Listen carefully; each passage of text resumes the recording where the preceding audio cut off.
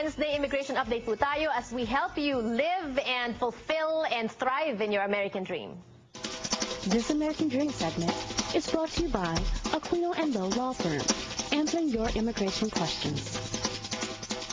All right, good news, bad news muna tayo, Attorney Alison Aquino. The good news is H-1B visa cap hasn't been reached, so they can still file. Exactly. The bad news is, are there really jobs out there? Are there really companies hiring? Well, it's still difficult given the economic climate to secure sponsors, but if you are fortunate enough to secure a sponsor, there have only been 21,600 visa petitions filed, and that means that there are still well over 50,000 visas available. There are still a lot, but then what are the requirements? For people watching, they're looking for a job, they found a sponsor, lucky for them. What are the requirements? Well, the main requirement is that the job being offered to you is a professional or specialty occupation. So it can't, for example, be a caregiver position. It needs to be a position that requires, at a minimum, a bachelor's degree or higher. Okay, all right. But that's, I think we always talk about this on the show, so you should know this by now, but a case related to H-1B visas just happened, just got decided on, and can you tell us about this? This is very interesting. Yes. This gentleman from Indonesia was here in the United States on a student visa. Eventually, he was able to find a sponsor for an H-1B. The company was successful in sponsoring him for the H-1B visa. For whatever reasons, the company decided they didn't want to employ the individual. Wow. And companies can do that? Yes, they can change their mind. Okay. But the point is, there are requirements that the company must take in order to limit their liability to the worker. Okay. So this gentleman never even started working for the company, not one day of employment. After he left the United States, went back to Indonesia, he filed a complaint against the company.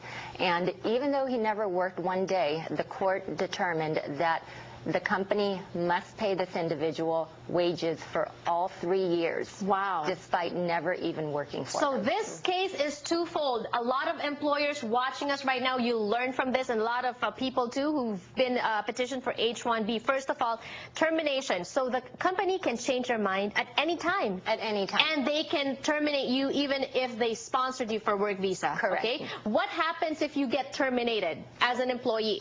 As an employee, first of all, most people obviously want to stay here in the United States. So from the employee's perspective, what they really need to do is look for a new sponsor right away. Okay. There is essentially a period of time when you can go and look for a sponsor, and if you were terminated and so the violation of your H-1B visa is not your fault, you can still apply for an extension once you find a new sponsor. Okay, but now for the company side, for the employer side, there is what we call requirements for termination of employment. Yes. Okay, and there are 3. Can you discuss that? Yes. In order for a company to fulfill the requirements of a bona fide termination, they must do 3 things. Okay. One is notify the employee. Second is notify the immigration. And third is pay for the individual's plane ticket or transportation back to their native country. Okay. So in this recent case, the company did notify the employee. Eventually, they did notify the immigration service, but the individual paid for his own ticket back to Indonesia. Oh, okay. And so because of the fact that immigration didn't that the company didn't fulfill that one requirement, which is about $1,000 perhaps. Right. They were held responsible for paying the gentleman 3 years of wages. Wow. His transportation, and this is more than $150,000 for a gentleman who never worked for the company. Wow. And so the employers, you should watch out for that. Make sure you fulfill the 3. When you notify the employee of his termination or her termination, what kind of limit, how much time do you give? Is that not included in the parameters? As far as immigration is concerned, there's no requirement. So that would fall more under labor laws. So with respect to immigration, just as long as you notify the individual, naturally through written document is the best thing. That fulfills the immigration requirement. And make sure you pay for the person's plane ticket going back to... What if the person was able to find a job here?